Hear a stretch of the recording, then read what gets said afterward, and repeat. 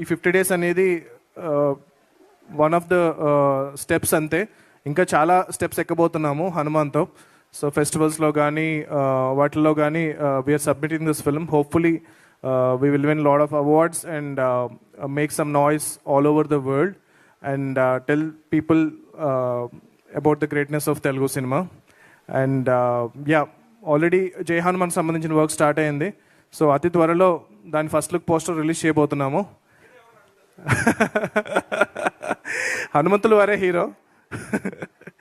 So మీకు ఎలాగైతే cinema climax విపరీతంగా నచ్చిందో, లాస్ట్ 5 minutes ఏదైతే మీకు విపరీతంగా నచ్చిందో అది టోటల్ 2.5 hours ఉండబోతుంది.